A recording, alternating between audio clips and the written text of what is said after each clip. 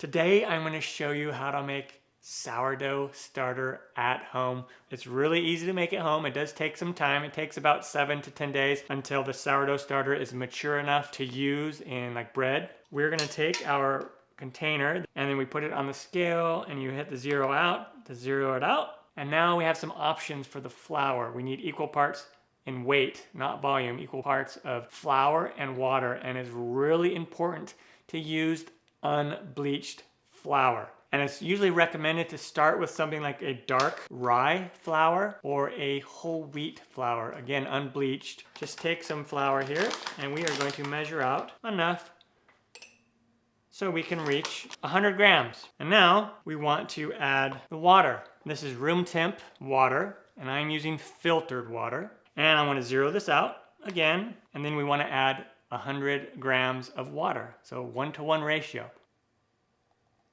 There we go. Now I'm just going to take this and I'm going to mix it really well. And there we go.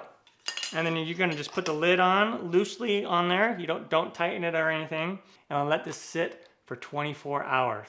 It is day 2 of the sourdough starter. And if you look down here at the bottom, you can see that there's already little bubbles starting to form, and that is perfect. That is what we want to see. And now we need to discard most of this and then feed it with more water and more flour. You can save the discard if you want and then use it in something. And you'll be able to smell a little bit of a yeast smell.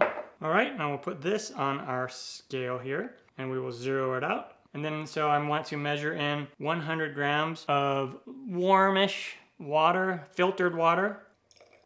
Alrighty, there we go. Zero it out, and then we'll add the flour.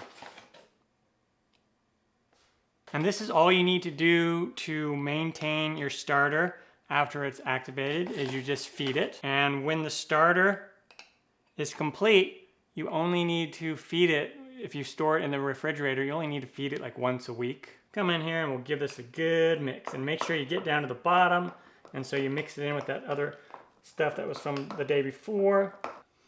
And then there you go. And then you just keep doing that for about 7 to 10 days until it's super bubbly after you feed it. Once you feed it, it'll take probably 4 to 8 hours and it'll get really bubbly and double in size. And then you can use it to make your sourdough bread. A foolproof method to testing it is to scoop out a little teaspoon of it and put it in some water. And if it floats, it's ready to be used. There you go. Super easy sourdough starter made at home. Take care and happy baking, everyone.